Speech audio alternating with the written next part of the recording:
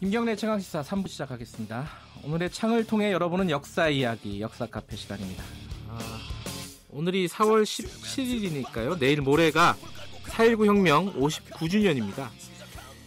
이게 어떻게 보면은 굉장히 옛날 일인 것 같고요. 또 어떤 분들에게는 굉장히 가까운 현대사로 느껴질 수도 있을 것 같고요. 자, 오늘 지금 시점에서 바라보는 4.19 혁명의 역사적인 의미는 무엇일까? 박태균 서울대 국제대학원 교수님과 얘기 나눠보겠습니다. 안녕하세요. 네, 안녕하세요. 제가 말씀을 드렸는데 아까 방송 시작하기 전에 그 말씀하셨어요. 네. 이 요즘 젊은 세대들이 느끼는 4.19가 박 교수님이 느끼는 3.1운동하고 네, 비슷하다. 예, 시점상으로 보면은. 그러니까 그렇죠? 제가 대학에 들어왔을 때 3.1운동이 한 60년 전 일이었는데 네. 그럼 이제 요즘 세대들이 대학에 들어왔을 때 4.19는 60년 전이거든요. 정확하게는 59주년이지만 대략 예, 60년이죠. 굉장히 오래된 일로 느끼는 거죠. 그러니까 이게 저는 세대 간 차이라는 게 이런 데서 보이는 것 같아요. 아하. 그런 의미에서 보면은 4.19 얘기를 지금 자세히 한번 다뤄보는 것도 큰 의미가 있을 것 같다라는 생각이 듭니다. 네. 뭐 아시는 분들은 잘 아시는 얘기겠지만은 간단하게나마 사건들을 좀 정리를 해야 될 것 같아요. 네. 4.19 혁명은 왜 일어났을까? 요 배경부터 좀 설명을 해주시죠. 아무래도 이 1950년대에 저희가 이제 전쟁이 정전협정으로 중단이 된 이후에 네.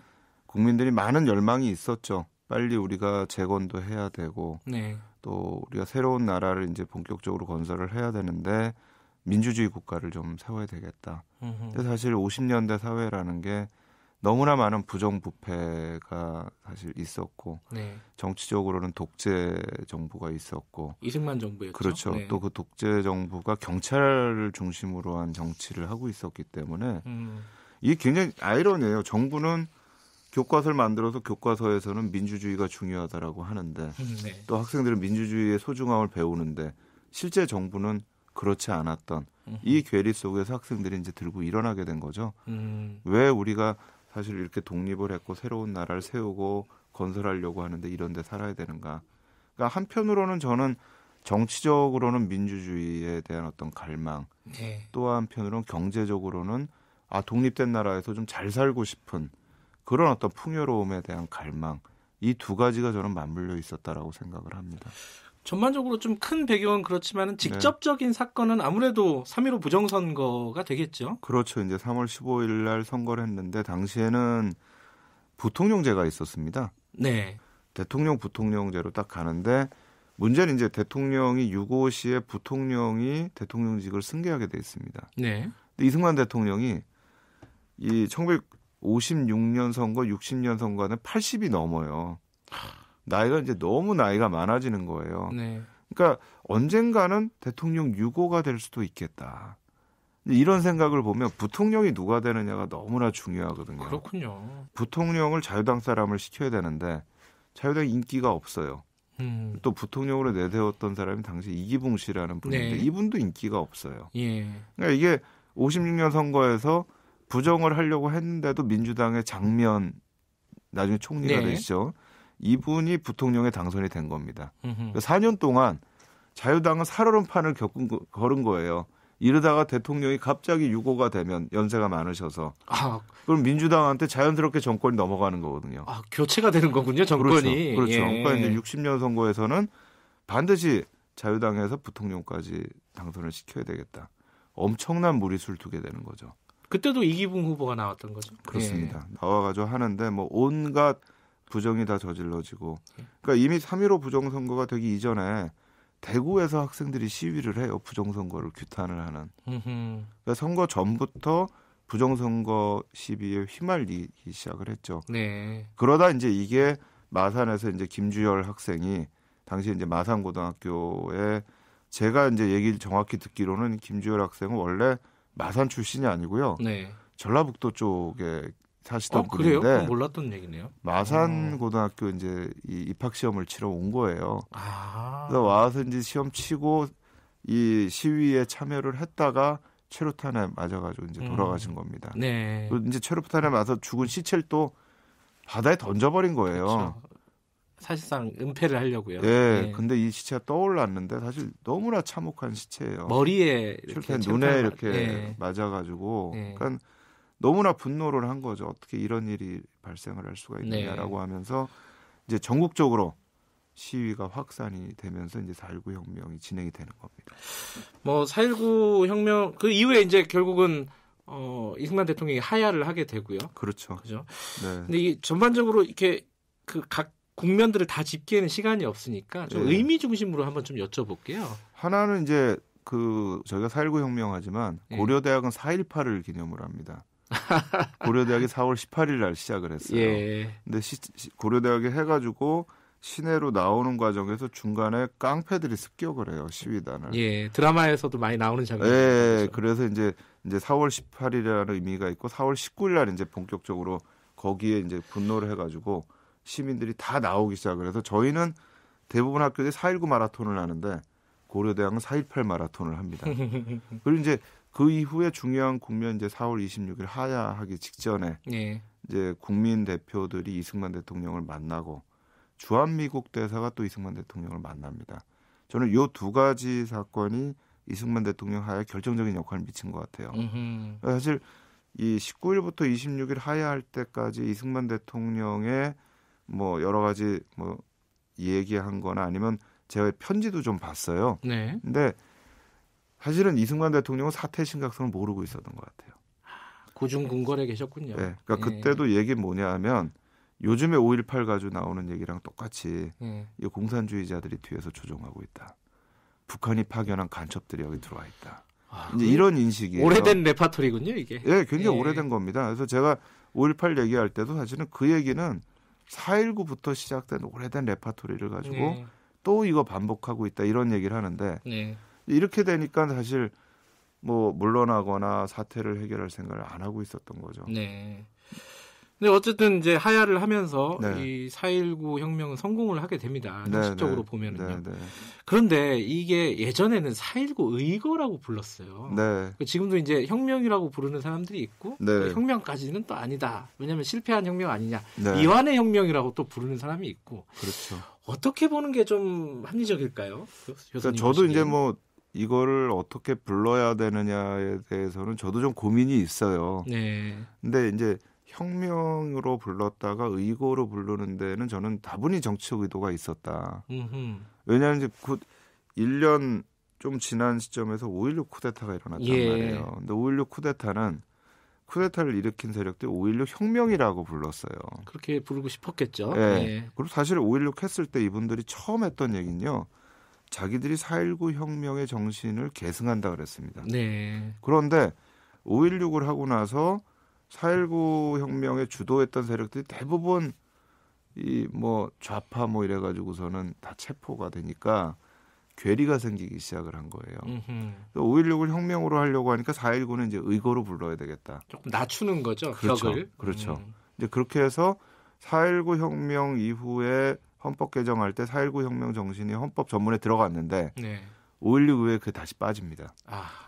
그러니까 그런 의미에서 이제 의거라고 불렀던 거는 뭐 저는 의거라고 부를 수 있다라고 생각하지만 문제는 거기에 정치적 의미가 들어가 있다라는 게 이제 문제가 되는 거죠. 다만 역사적인 의미로 보면은 혁명이라고 불려도 손색이 없을 만한 사건 아니겠습니까? 그렇죠. 굉장히 큰 변화를 가져왔죠. 정치적인 변화, 정권의 변화. 그러니까 그냥 정권만 바뀌면 제가 보기에는 그냥 혁명이라고 부르긴 쉽지 않지만 그거에 의해서 체제 자체가 좀 바뀌거든요. 그러니까 50년대의 체제에서 4.19 이후의 체제는 완전히 다른 체제가 됩니다. 공화국이 넘어간 거죠, 사실. 그렇죠. 근데 그럼에도 불구하고 이제 문제는 요게 1년 정도밖에 안 되는 시간이었고 이게 4.19 혁명을 통해서 이 반영되었어야 되는 어떤 정신이나 이런 부분들이 사라져 버린다라는 거죠. 그래서 이제 미완의 혁명이다. 이런 얘기를 하는 거고 뭐. 한 가지 또 짚어야 될 게 아까 이제 고려대 4.18 말씀하셨지 않습니까? 사실 고려대 학생들은 이 부분에 대해서 자부심이 굉장히 높더라고요. 그럼요. 그러니까 대학생들, 근데 당시엔 대학생뿐만 아니라 고등학생들까지, 중고생들까지 시위에 대거 참여했고 실제로 역할을 했죠. 했습니다. 그래서 사실 그 3.15 부정선거 이전에 있었던 대구 시위는 중고등학생들이 중심이었어요. 그리고 이제 4.19 때도 증언을 들어보면 대학생들만 나간 게 아니고요.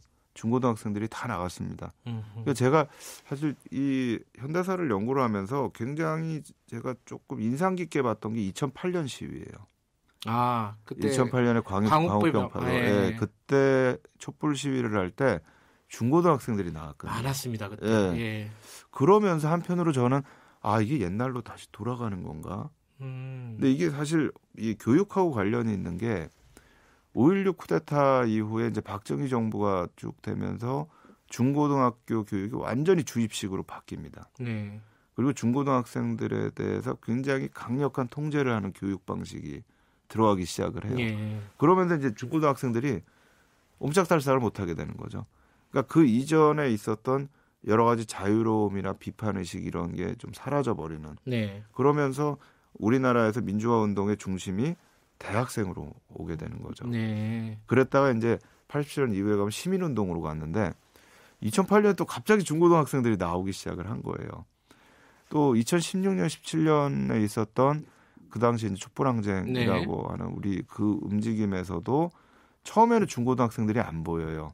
그런데 수능이 딱 끝나자마자 중고등학생들이 여러 가지 이제 이 시위 뭐 팻말을 써가지고 나오기 시작을 하거든요. 예. 그러니까 이제 그런 부분에서도 4.19 혁명이라는 것도 굉장히 중요한 특징을 또 보여요. 그래서 이제 그런 얘기를 하는 분들도 있습니다. 일제강점기의 광주 학생의거에서부터의 그 정신이 4.19까지 이어진 거다라고 또 평가하시는 분들이 있습니다. 길게 보는 시각으로 보면요. 네네. 네. 근데 이제 당시에 그러니까 1960년 즈음에 네. 우리뿐만 아니라 이런 학생들의 어떤 운동, 네. 움직임 이런 네. 것들이 전 세계적으로 좀 많이 일어났어요. 그러니까 학생들의 움직임이라기보다는요. 네. 이 50년대 말이 굉장히 좀 변화의 시기였던 것 같아요. 그 변화는 이제 55년부터 시작이 되는데요. 네. 55년에 반둥에서 비동맹이 결성이 되고요. 네. 56년에 이 자유세계에서는 이집트의 수에즈 운하 위기가 있습니다. 네. 그 다음에 이제 공산세계에서는 헝가리에서 봉기가 일어났었고 이게 이제 58년에 레바논 위기를 거쳐서 59년에 쿠바 혁명이 일어나요. 그리고 이제 4.19 혁명이 일어납니다. 그러니까 이게 50년대 중반부터 시작됐던 여러 가지 위기와 의거와 혁명들이 네. 4.19 혁명까지 저는 딱 오는 것 같아요. 그러니까 전반적으로 그 당시에 세계적으로 또 경제적, 사회적, 정치적 네. 위기의 흐름들이 흘렀고 그 위에서 사실 4.19 혁명도 하나의 어떤 그런 어떤 혁명이나 이런 움직임의 하나였다라고 봐야 된다라고 저는 생각을 합니다. 이게 세계사적인 관점에서 보면요. 네. 그러니까 이 일국에서 벌어진 일이잖아요. 4.19는 네. 이것도 다 어떤 연결이 되는 겁니까? 이게 역사학자의 눈으로 보면은. 그러니까 저는 이거를 어떻게 좀 판단해야 될지 모르겠는데요. 네. 그러니까 세계사적으로 그 조류들이 좀 있는 것 같아요. 그러니까 특히 이제 지금 예전엔 안 그랬지만 경제적인 문제에서 연동이 많이 되거든요. 아하. 세계 경기가 안 좋고 예. 뭐 이럴 때 예컨대 1960년대 말에 가면 베트남 전쟁도 있었지만 유럽에서 68혁명이 있거든요. 예. 그다음에 체코의 프라하 사태가 있었습니다. 또 70년대 말에 가면 이란 혁명이 있었고 니카라과에서 정권 바뀌고 소련의 아프가니스탄 침공이 있었고 저희가 부마 항쟁 5.18 아하. 항쟁을 겪습니다. 예. 그러니까 이게 그 흐름 속에서 굉장히 사실 경제적인 상황이 안 좋아지면 네. 사회적인 동요가 일어나게 됩니다. 그런 어떤 흐름 속에서 보는 것이 우리의 어떤 역사를 세계사의 하나의 굉장히 중요한 축으로 놓는 그런 해석이 가능해지는 것 같아요. 좀 거시적인 시각에서 보면 그런 해석도 가능하다. 네네네. 근데 아까 말씀하셨잖아요. 뭐 3.1 운동도 이제 혁명이라고 볼 수 네, 있고요. 3.1 네. 혁명 그리고 뭐 4.19 네. 뭐 또 광주도 있었고요. 네. 그다음에 87 그리고 최근에 뭐 촛불 네. 촛불도 혁명이라고 많이 또 부르더라고요. 그럼 뭐 예. 촛불 항쟁 뭐 촛불 집회, 촛불 혁명 뭐 여러 가지로 부를 수 있겠는데 어쨌든 네. 사회에 큰 변화를 일으킨 각종 어떤 시위나 이런 움직임들, 네, 운동들이 네. 우리나라만큼 또 이렇게 자주 그렇죠. 일어난 게 많을까 싶을 정도예요. 실제로 그런가요? 그 45년 이후의 세계 현대사 흐름을 보면은요. 네. 개발도상국들은 대부분 한 번 정도는 국민들에 의해서 정권이 교체된 네. 케이스가 있어요. 그러니까 그런 거에서 보면은 뭐 4.19나 87년이나 촛불이나 다 세계사적 연장선상에 있다. 네. 4.19 즈음을 맞이해서 4.19를 바라볼 때 좀 긴 시각으로 보면 4.19가 어떤 의미가 있을까? 혹은 세계사적인 어떤 관점으로 보면은 4.19는 또 어떤 의미가 있을까? 이렇게 짚어보니까 또 색다른 의미가 있네요. 자, 오늘 말씀 감사합니다. 네, 감사합니다. 지금까지 서울대학교 국제대학원 박태균 교수님이었습니다.